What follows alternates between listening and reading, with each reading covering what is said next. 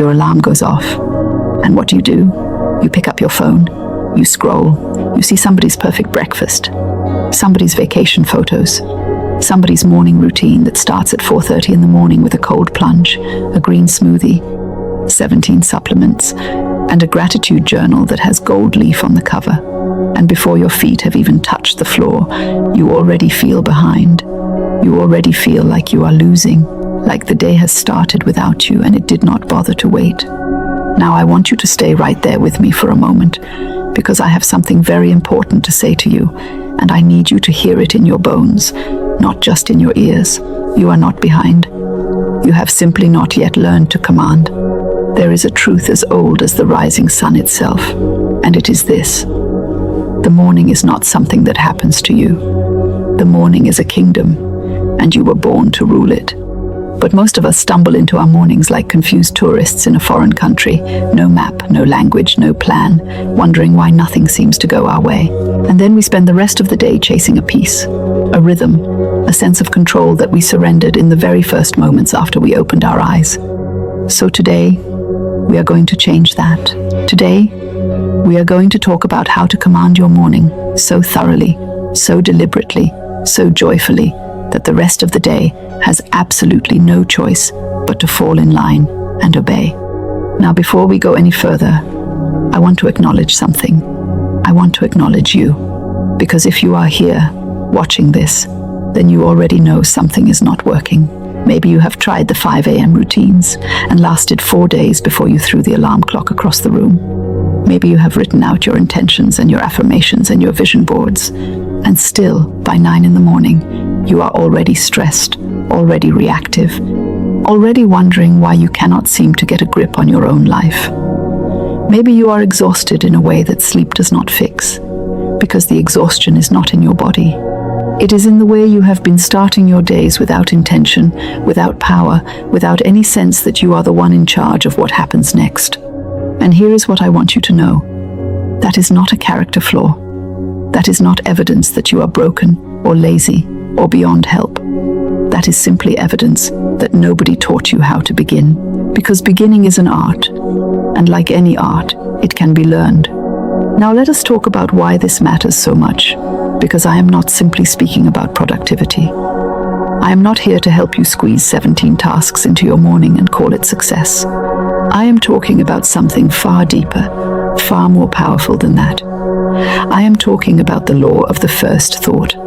You see, there is a principle at work in the universe, and it is this: whatever vibration, whatever energy, whatever frequency you establish in the first moments of your waking hours, that frequency tends to repeat and expand throughout the rest of your day.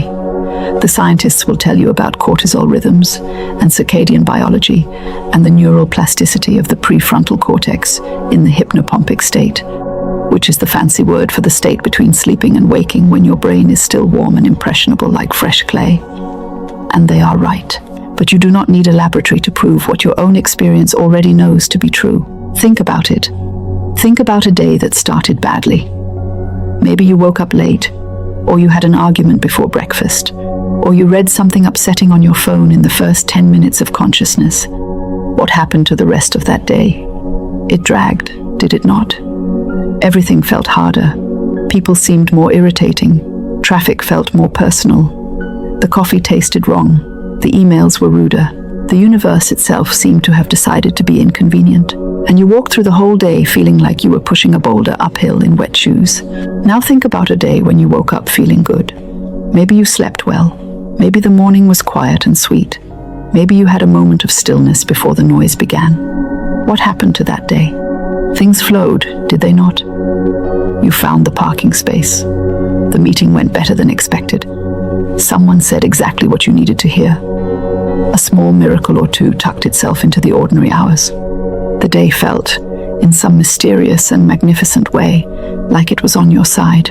That is not coincidence, my friend. That is law. And the beautiful thing about law is that it works the same for everyone. It does not play favorites. It does not care about your past mistakes. or your current circumstances, or the fact that you have tried to build a morning routine 11 times and quit 11 times. The law simply responds to what you bring to it. And what you bring in the morning is the seed from which your entire day grows. So here is the question that changes everything. What are you planting? Most of us, if we are honest, are planting anxiety. We are planting comparison. We are planting the low hum of worry that says, the world is too much, and I am too little, and there is never enough time, or money, or energy, or goodness coming my way. And then we are genuinely puzzled when the harvest matches the seed. Now I want to give you a framework. A simple, beautiful, entirely doable framework that I call the 3 declarations of the morning commander. And no, you do not need to wake up before the sun. You do not need expensive equipment. You do not need an hour or even 30 minutes. You need 3 things offered to yourself with sincerity and consistency, and those 3 things will begin to transform the clay of your morning into something magnificent. The first declaration is this: I claim this day. Not, I hope this day goes okay. Not, I will try to survive this day. I claim it, out loud, if you can, in your heart, at the very minimum, before you look at your phone, before you check your messages, before you give your first waking attention to anyone or anything outside of yourself. You look at this brand new day, this day that has never existed before and will never exist again, and you say, this is mine. I am here. I showed up, and I claim what belongs to me. Now, this might sound simple. It is. But do not mistake simplicity for weakness. The most powerful forces in the universe are simple. Gravity is simple. Love is simple. The rising of the sun is simple. And this declaration, offered with genuine conviction, begins to shift something in the invisible architecture of your day before it has even truly begun. The second declaration is, I bring the best of myself forward. Not the performance, not the mask, not the version of you that is trying to impress someone or avoid judgment or prove something. The genuine best, the best that is already inside you, already whole, already sufficient, already more than enough for whatever this day will bring. You are declaring that you are not going into your day as a passive participant, hoping that external events will be kind enough to make you feel good. You are going in as an active force, bringing your own light, your own intelligence, your own creativity, your own warmth into every room and every conversation and every challenge that the day presents. This declaration matters because it reminds you of something you tend to forget the moment life gets noisy. You are not an empty vessel waiting to be filled by circumstances. You are the source. You are the one with something to give. And when you remember that, the neediness lifts, the anxiety softens. You stop looking for the day to save you because you walk in already whole, already prepared, already carrying everything you need. The third declaration, and this is the one that tends to make people shift uncomfortably in their seats because it asks the most of you, is, I expect good things. Not I hope for good things. Not I will try to stay positive even though everything is terrible. I expect good things. With the cheerful, settled, unshakable confidence of someone who knows how the universe works and is not intimidated by the temporary appearance of difficulty or delay. Now here is where I want to address the skeptics, because I know you are there, and I respect you enormously, because skepticism is a sign of intelligence. And the intelligent skeptic will say, but what about reality? What about the bills and the difficult colleagues and the traffic and the fact that my life is genuinely hard right now? And I will tell you this, expectation is not denial. Expecting good things does not mean pretending that challenges do not exist. It means you have decided in advance that the net outcome of your engagement with this day will be positive, that something good is moving toward you, that even in difficulty, there is lesson, there is growth, there is some hidden gift that will reveal itself in time. And here is the magnificent, slightly inconvenient truth about expectation. It tends to find what it is looking for. The person who expects to find reasons to be grateful finds them. The person who expects to encounter interesting, helpful people tends to encounter them. The person who expects that their work will produce fruit tends to persist long enough to see that fruit appear. Expectation is not wishful thinking. Expectation is direction. It is the compass setting before the journey, and it matters enormously which way you point it in the first moments of your day. Now I want to talk about the enemy of the morning commander, because every great truth has its opposition, and the opposition here is very real and very sneaky. The enemy is the scroll. I know, you know what I am about to say. You have heard it before, and yet, here we are. The average person checks their phone within 8 minutes of waking up. 8 minutes.